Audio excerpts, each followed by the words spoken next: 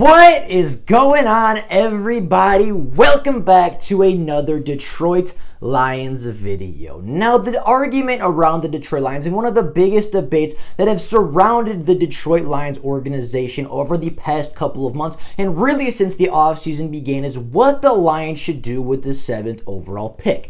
Now, there's a large member of the fandom who believe that the Detroit Lions should be looking to select a top weapon and a top wide receiver with the 7th overall selection in this NFL draft. Now, in today's video, I wanted to talk about it, go over the class in general, go over this wide receiver group specifically, talk about whether or not the Lions should be taking a wide receiver with the 7th overall pick, and really trying to answer that of whether or not the value is there and whether or not the right player would be there for the Lions to select a wide receiver at the 7th overall selection. Now, before we get into this video and before we get into reviewing this class and asking and answering the question of whether or not the Lions should be taking a wide receiver at pick 7. If you are new to the channel and are enjoying this Detroit Lions content, please consider liking the videos and subscribing to the channel. It takes just 2 seconds out of your day to do so. It's quick, free, and easy, and you would be helping the channel out more than you could know. So if you could take those 2 seconds to like and subscribe,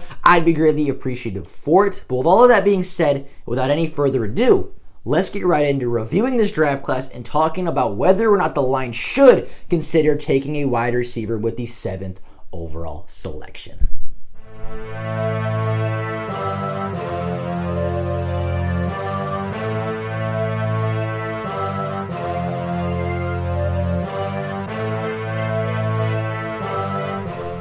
Now, the idea that the Lions are selecting a wide receiver early in this NFL draft is not a new one amongst Lions fans, and obviously it makes a lot of sense looking at the Lions organization. You look at the Detroit Lions wide receiver core from last year. Kenny Golladay, their top wide receiver, is not returning. Marvin Jones, their wide receiver 2, is not returning. Danny Amendola, their starting slot, is likely not returning. You also have guys like Jamal Agnew and Mohamed Sanu who could very well be gone as well from the organization. So the Lions' top 5 wide receivers from a season ago, likely all of which are not returning to the organization, is going to be a very big blow to this Lions franchise. And really, at the time of recording, the Lions only have 3 active wide receivers on the roster, being second-year wide receiver Quintez Cephas, first-year Detroit Lion Geronimo Allison, and first-year Detroit Lion Tyrell Williams. Those are the only 3 wide receivers on the roster as of right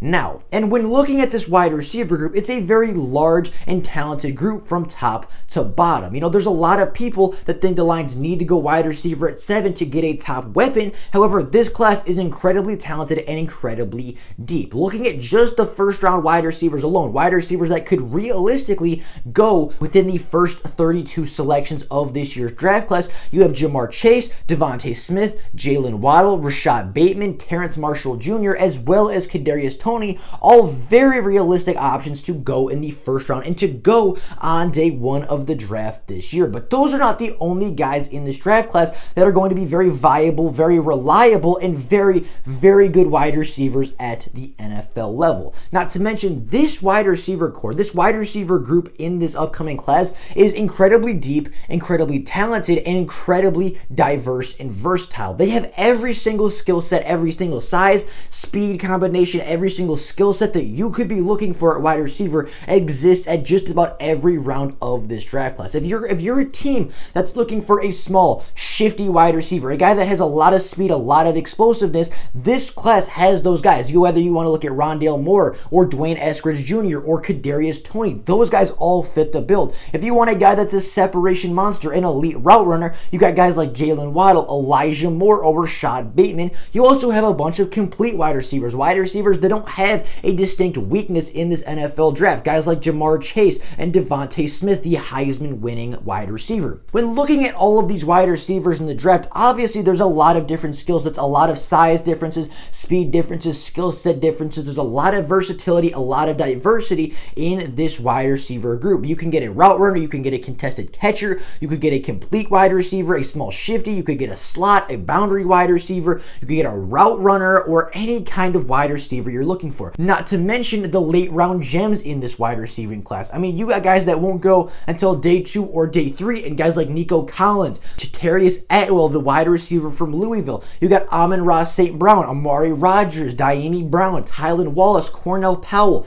Seth Williams, Demetric Felton. You have, a bunch of other wide receivers throughout this draft class that are going to be incredibly valuable late in the draft. And although not everybody on that list is going to go day 2, some of them will go day 3, and some of them may even end up going undrafted. All of them I guarantee will make an NFL roster. All of them I guarantee will be successful wide receivers in the NFL, and all of them will have an opportunity to be effective, efficient wide receivers at the NFL level, as each and every one of those wide receivers has its own select skill set that will help them be successful at the NFL level. So my question to Lions fans is if all of these players are here, right? If you have guys like Jamar Chase, Devontae Smith, Jalen Waddle, Rashad Bateman, Terrence Marshall Jr., and Kadarius Toney all hyped up to be first-round wide receivers, likely at least one of them falls to pick 42, at least one of them falls to the early second round. Not to mention guys like Rondale Moore, Nico Collins, Chadarius Atwell, Amon-Ra St. Brown, Amari Rodgers, Diami Brown,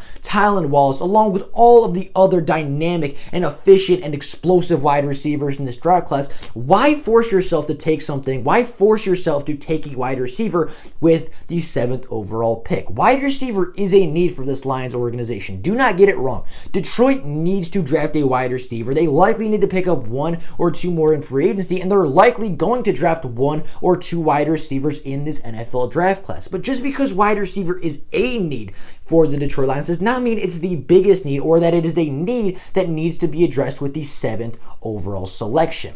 Not to mention a wide receivers in general do not lead to team success. I mean, you look at Calvin Johnson and Randy Moss as perfect examples. 2 of the top 4 wide receivers all time, unarguably, undisputedly, 2 of the top 4 wide receivers all time in NFL history, 2 of the most dominant wide receivers, 2 of the best wide receivers to ever play the game. Both of them played for a relatively good career length. Both of them played for quite a while in the NFL. Neither one got a Super Bowl ring.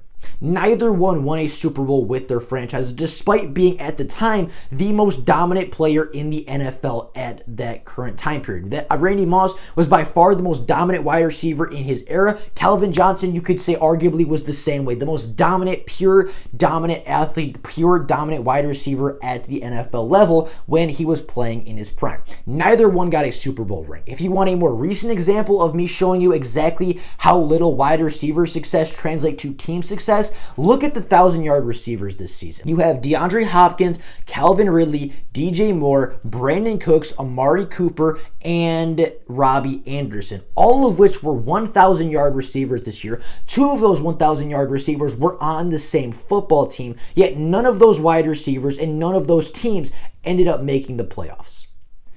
There were 18 players in the NFL this season to have 1,000 plus yard receiving, and of those 19 players, DeAndre Hopkins was 3rd in receiving yards. His team did not make the playoffs. Calvin Ridley was top 10 in receiving yards. Team did not make the playoff. Robbie Anderson and DJ Moore were on the same team. Both had 1,000 yards. The team didn't make the playoff. Brandon Cooks, same way. Amari Cooper had a backup quarterback, still got 1,000 yards, still had a great season at wide receiver, didn't end up making the playoffs for the Dallas Cowboys.